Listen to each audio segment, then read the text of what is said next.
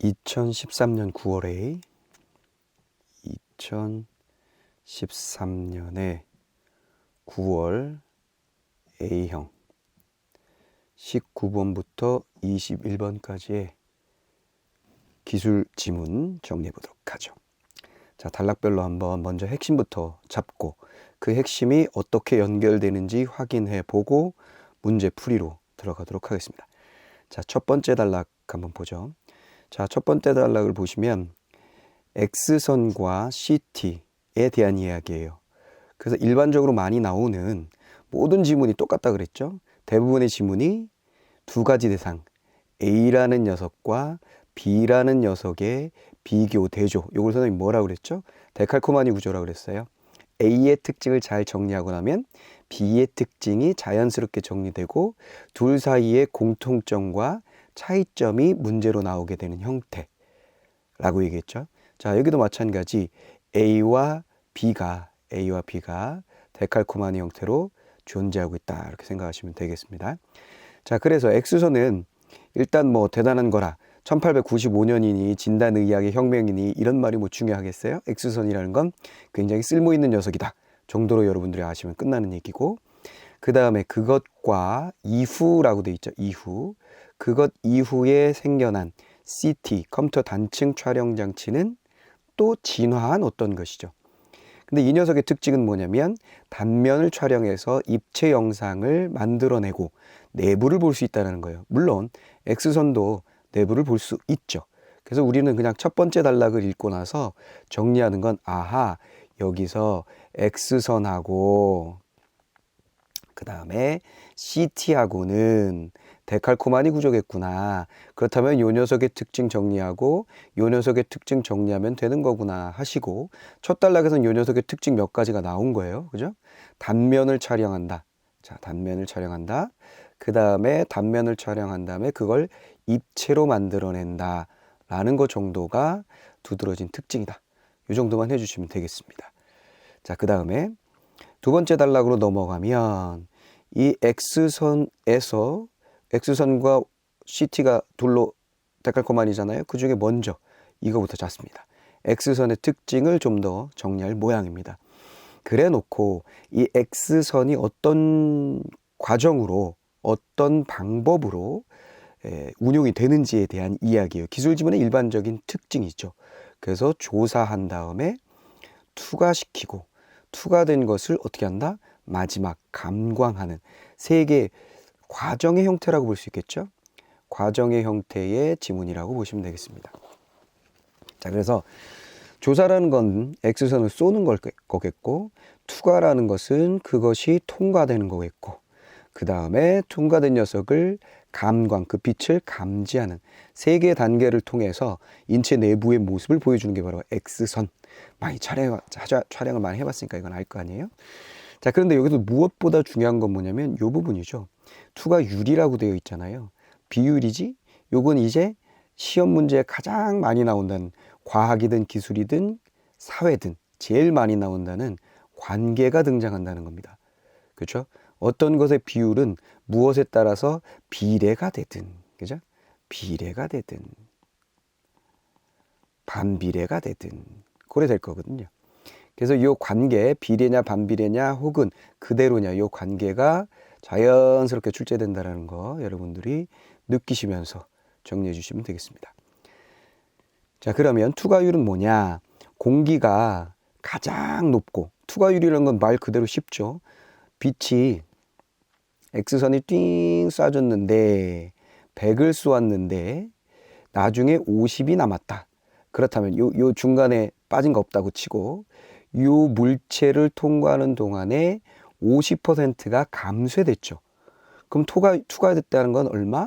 50%만 투과되고 50%는 감쇄됐다. 그럼 50%가 당연히 투과율이 되는 것이고, 그 다음에 만약에 100%의 것을 쏘아서 요 또 중간에 새는 거 없다고 치고 여기선 20 정도가 감쇄되고 80 정도가 남아서 통과됐다. 그렇다면 투과율은 80%죠. 즉 투과율이 높다라는 것은 감쇄가 덜 된다라는 거죠. 얘가 덜 빨아먹어 버린다. 뭐 이런 얘기로 여러분들이 정리하시면 되겠습니다. 자, 그래서 이 빛이 뭔가를 통과하는 경우 엑스레이든 뭐든 이런 투과율이라는 개념은 언제든 나올 수 있는 녀석이기 때문에 얘는 좀 친해지는 게 좋겠다라는 얘기고요. 그래서 어쨌거나 공기가 가장 높으며 관계 정리하셔야 되겠죠. 그 다음에 지방이 높고 물이 높고 뼈의 순으로 낮아진다라는 걸 잘 체크해 놓으시고, 뭔가 문제에서 이 관계는 당연히 묻게 돼 있거든요. 그걸 미리 이렇게 체크해 놓고 보기 쉽게 만들어 놓는 게 중요한 포인트다라는 겁니다. 즉 공기의 투과율이 높다는 얘기는 공기는 많이 감쇄시키지 않는다.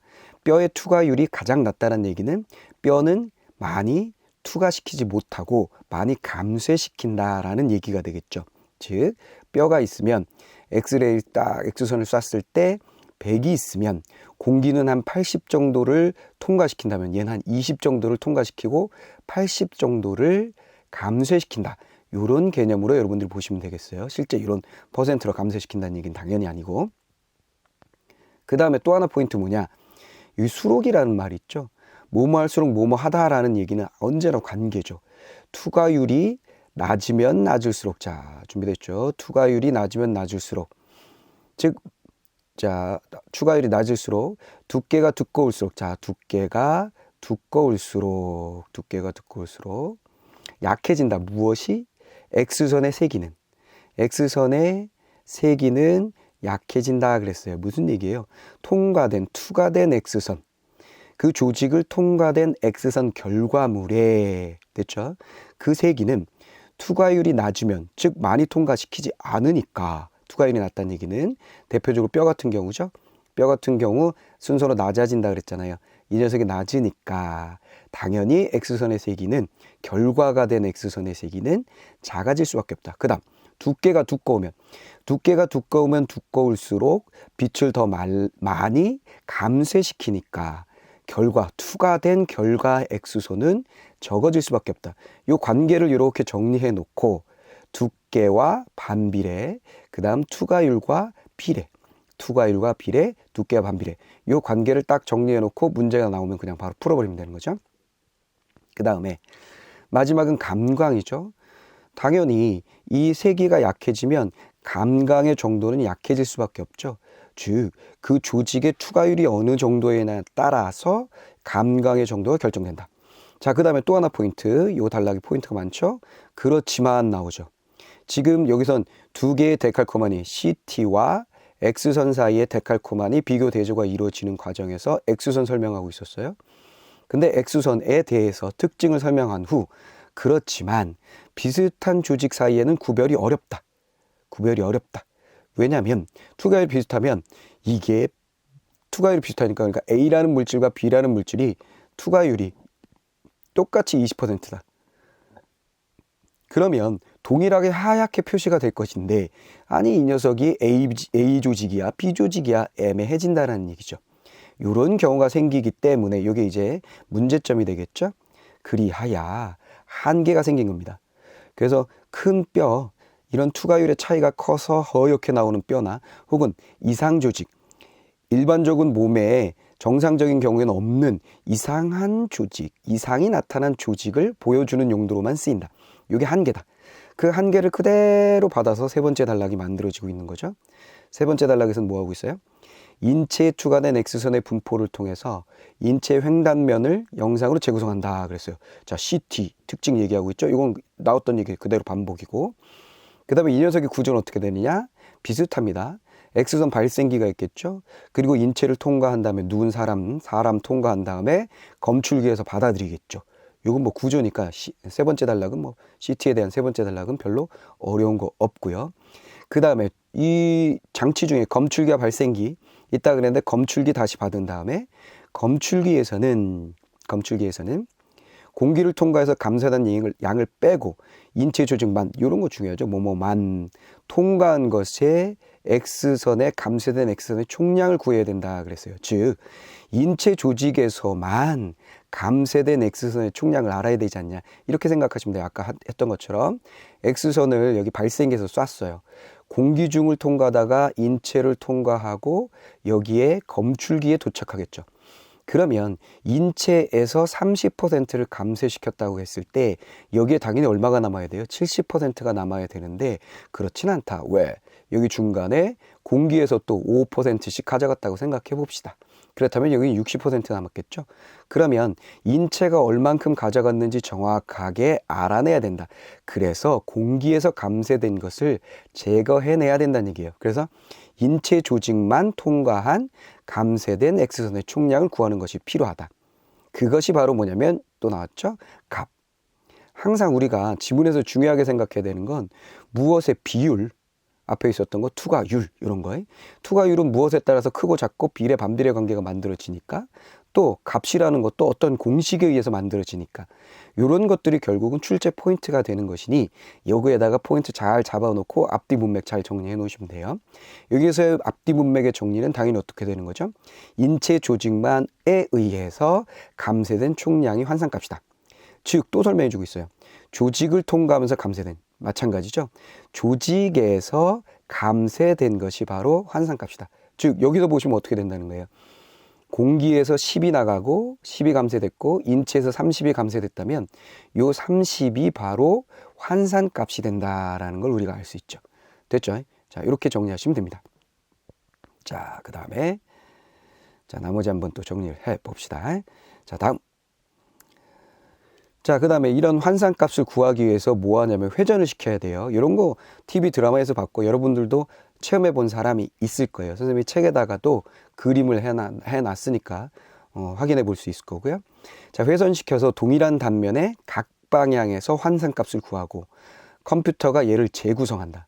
즉 글을 잘 읽는다라는 건 결국 뭐냐면 이런 포인트들을 잘 정리한다라고 생각하시면 돼요. 일단 출제가 포인트가 되는 이런 출제 포인트가 되는 값에 대해서 잘 정리하고 비율에 대해서 포인트 잡고 이런 만, 그러나 이런 포인트들 잘 잡고 이 관계 잘 정리하고 그렇게 하면 문제를 푸는 데는 별 어려움이 없습니다. 처음엔 좀 복잡할 수 있어요. 하지만 시간을 들여서 이런 글의 구조를 보는 것, 어떤 게 주로 출제된다는 포인트를 잡는 것 이런 거 열심히 하다 보면 언젠간 자연스럽게 이루어질 겁니다. 자, 그래서 어쨌거나 재구성하는데 재구성 다시 받아서 다음 단락이 만들어지죠. 시트에서 이런 영상의 재구성을 하는 방법이 뭐냐. 아예 얘는 네모박스를 쳐줬으니까 중요하다는 게 뻔한 거죠. 역투사의 방법이다. 역투사란 뭐냐. 거슬러 올라가서 고르게 분배시키는 거예요. 됐지? 말 그대로 여기니까 거슬러 올라가죠. 그 다음에 고르게 분배시키는 거 투사시키는 겁니다. 즉 고르게 분배한다는 얘기는 뭐냐면 더해가는 거예요. 그걸 뭐라 그러냐면 역투사 결과값이라고 해요. 또 값 나왔죠. 관계나 공식이 나온다는 얘기예요. 이건 감쇄를 많이 시키면 많이 시킬수록 더 큰 역투사 결과값을 만들어낸다. 즉, 자, 한번 또 예를 들어볼게요. 자, A라는 조직과 B라는 조직이 있어요. A라는 조직과 B라는 조직이 있어요. 얘는 30%를 감쇄시키고 얘는 50%를 감쇄시켰다라고 칩시다.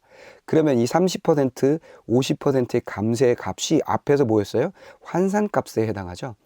근데 역투사라는 것은 거슬러 올라가서 고르게 분배해 준다 그랬어요. 무엇을? 앞에 구한 환산값을. 즉 여기에 30과 50을 다시 분배해 주는 거예요.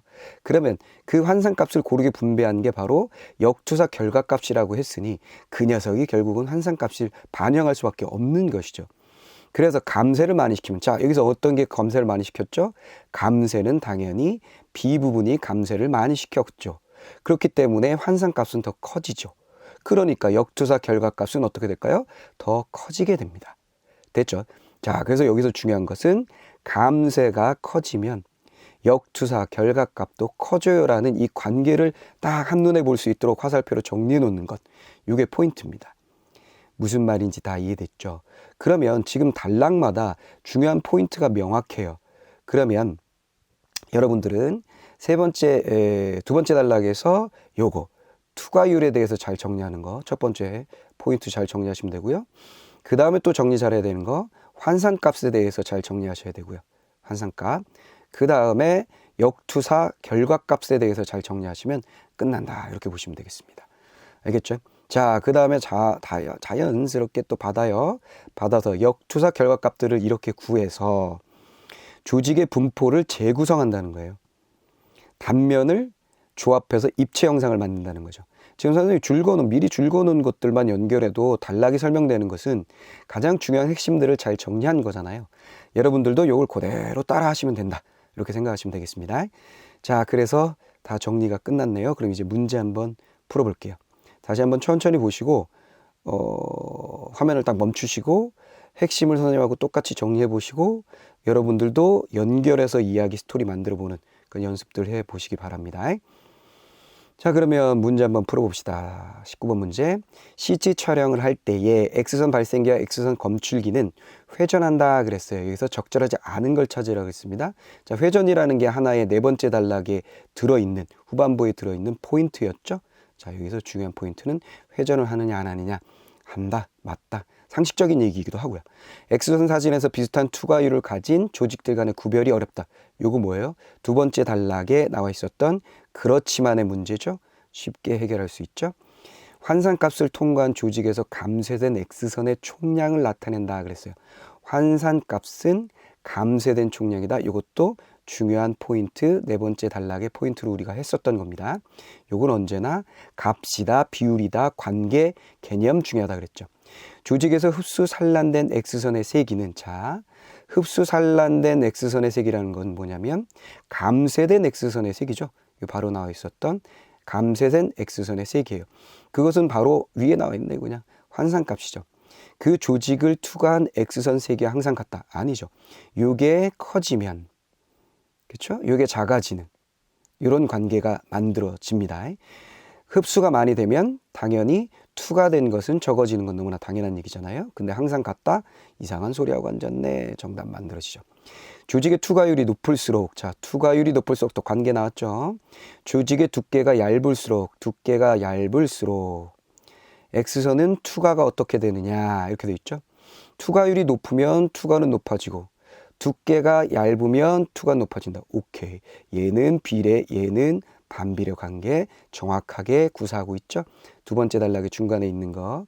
얘는 여기에 보니까 뚜둔 비례, 뚜둔 반비례. 됐죠? 비례, 뚜둔 반비례.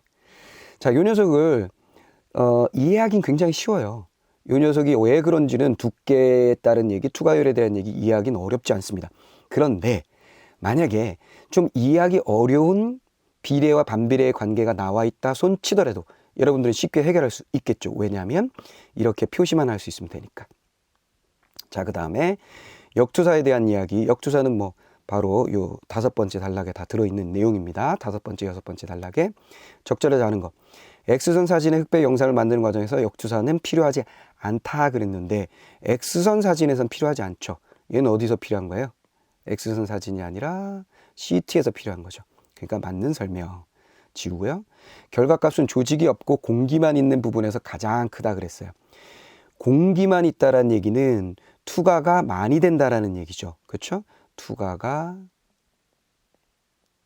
많이 되더라 하는 얘기입니다. 역투사의 결과값이라는 건 뭐라 그랬어요? 역투사의 결과값은 여기 결과값은 감쇄를 많이 시키면 커진다 그랬죠. 그러면 투과를 많이 시킨다는 얘기는 감쇄가 적어진다는 얘기죠. 그렇지? 그러면 역투사 결과값은 감쇄가 적어지면 적어지겠죠. 많이 투과시켰으니까. 근데 공기라고 하면 얘는 어떻게 되는 애예요? 어떻게 되는 애예요? 투과를 많이 시키는 녀석이잖아요.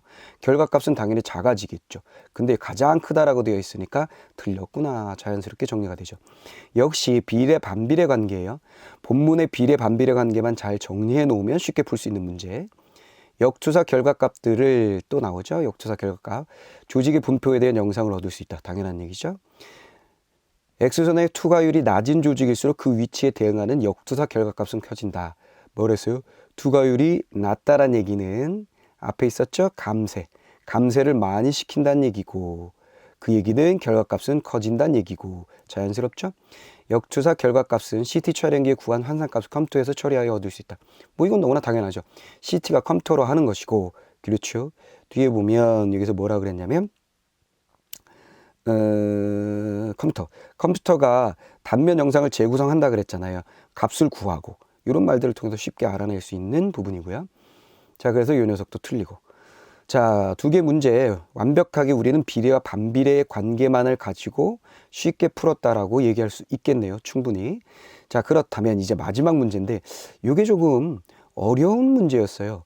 역대급 문제인데 오답률이 75%나 될 정도로 많은 아이들이 틀렸던 문제인데 왜 틀렸냐면 선생님 생각에는 얘는 약간의 IQ 테스트예요. 그러니까 국어 문제답지 않다라는 느낌이 들어서 아이들이 당황을 했을 거라고 생각합니다.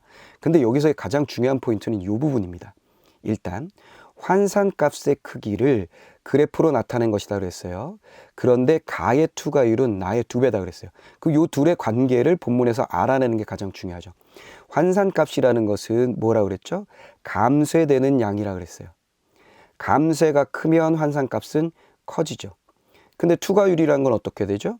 투가율이 작아야만 감쇄가 커지는 거잖아요. 즉 얘와 얘의 관계는 지금 보니까 반비례의 관계입니다. 즉 가의 투가율이 나의 2배란 얘기는 환산값으로 따지면 뒤집어집니다. 무슨 말인지 알겠죠? 그래서 우리는 어떤 결론을 얻어내게 됐냐면 지금 투가율은 이 녀석이 크지만 환산값은 이 녀석이 크다는 거예요. 자, 결론. 요 그림 가지고 푸는 거니까 지금 요 네모 녀석하고 요 네모 녀석이 네모의 반쪽 녀석인데 정사각형이라고 되어 있으니까요. 요 녀석이 환산값으로 따지면 이 녀석이 더 크다는 얘기예요. 근데 요게 반쪽이니까 어찌 보면 두 개의 값은 동일하다고 볼 수 있겠죠. 넓이라고 친다면. 그 다음에 우리가 생각해 봐야 될 건 요 한 선분을 생각해 봅시다. 정사각형 여기. 요게 1cm라고 생각해 보면 요 녀석도 1cm일 거예요. 요 삼각형도 떼볼게요. 요 녀석을 한번 떼서 생각해 봅시다. 무슨 얘기냐면 자, 요게 1cm라고 생각해 보면 요 녀석 나의 요 녀석도 1cm예요. 근데 이 녀석의 환산값은 2배라 그랬으니까 똑같은 거에 2배잖아요. 그러니까 이 녀석의 환산값은 2가 되고 요 녀석의 환산값은 1대2의 구조가 만들어진다는 거죠. 여기도 마찬가지죠. 1대2가 됩니다. 이렇게 사선으로 나누는 것도 마찬가지죠. 이것도 1대2의 구조가 될 거다라는 얘기다. 이걸 여러분들이 이해하시면 쉽게 이 그래프를 가지고 뭔가를 해결해낼 수 있을 거예요. 일단 이 문제의 포인트, 출제 포인트. 첫 번째 나와 있었던 환산값하고 그 다음에 투가율의 관계를 구해내는 거. 이게 가장 중요한 포인트라는 거 여러분들이 알아두시고 그 다음 두 개의 그래프가 나와 있으니까 IQ 테스트 같은 거 할 때 이런 거 많이 나오거든요. 두 개를 주고 요걸 가지고 계산을 해본 다음에 얘를 상상해내봐라, 추리해내봐라 이런 문제예요. 자, 일단 한번 해봅시다. 자, 요 C부터 한번 해볼게요. 이렇게 X선이 갔어요. 이렇게 가면 당연히 여기는 아무것도 없으니까 투가가 완벽하게 됐다고 치고 0점에 닿게 되죠. 근데 요 선분을 만났다고 생각해 보세요. 선분을 이렇게 지나가게 되면 여기는 뭐죠? 1이라고 치면 1만큼의 환산값이 나올 거예요.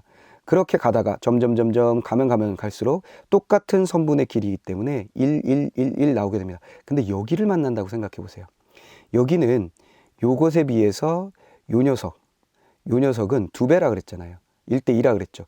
그러니까 여기는 2배, 이만큼의 숫자가 환산값이 나오게 된 겁니다.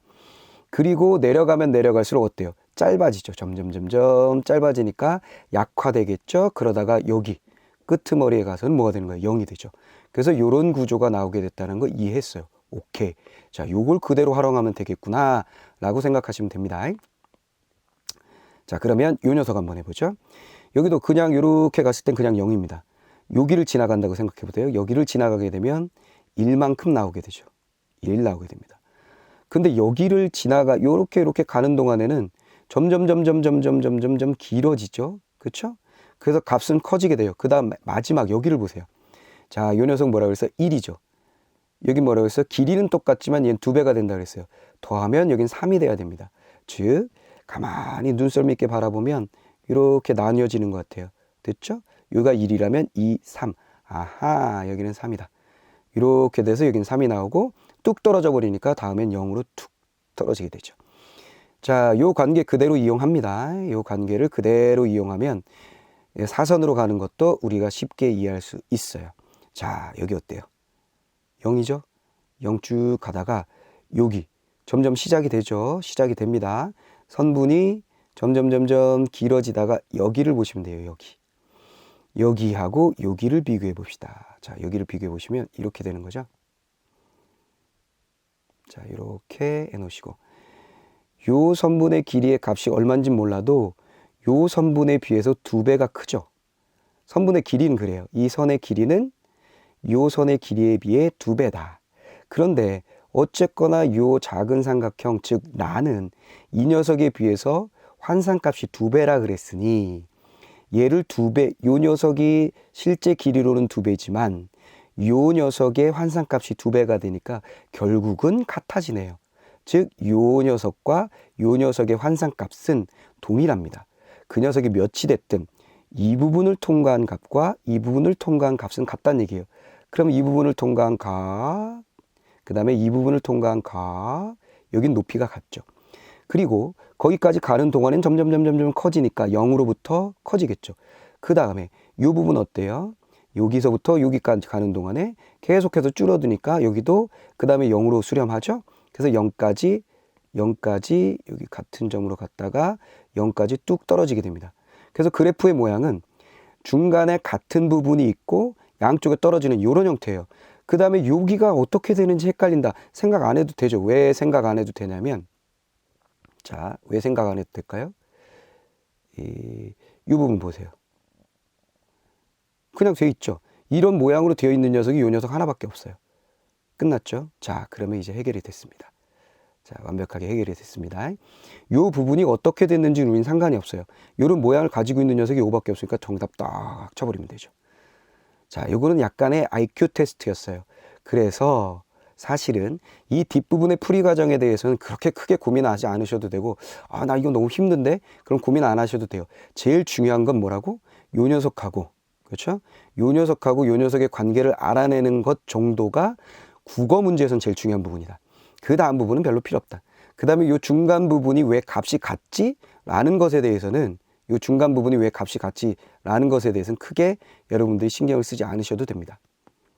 자, 그 다음에 요거를 좀 그래도 궁금해하는 학생들을 위해서 이렇게 보시면 돼요. 요 삼각형이 2배인데 얘를 똑같은 사각형을 만들었다고 생각을 이렇게 해보세요. 이렇게. 그럼 요 중간은 계속 값이 같죠. 지금 내가 뭐 한 거냐면 요 사각형과 요 삼각형은 얘가 사이즈로 봤을 땐 2대 1이지만 환상값으로 봤을 때는 이 녀석이 2배가 되기 때문에 1대 1이에요. 요 넓이와 요 넓이가 값이 같다라는 거죠. 그러면 결국 얘를 이렇게 바꿔도, 즉 요 녀석으로 바꿔도 똑같은 모양이라는 거예요. 요 녀석이나 결국 모양은 같다는 거죠. 그럼 얘를 이렇게 치환해 보는 거죠. 치환해 보면 이 두 개의 값이 동일하다는 것도 쉽게 알 수 있고, 중간이 평평하게 이동된다는 것도 그냥 쉽게 알 수 있습니다. 자, 이것도 하나의 방법이니까 생각 한번 해보시기 바랍니다. 자, 마지막 문제는 절대로 신경 쓰지 마세요. 중요한 건 아까 얘기했던 거, 이 두 값을 비교해 본다라는 거, 요거만 잘 기억하시면 되겠습니다. 자, 수고하셨어요. 오늘 선생님이 좀 감기 증상 때문에 목소리가 계속 안 좋았다는 거 좀 양해해 주시기 바랍니다. 수고했어요.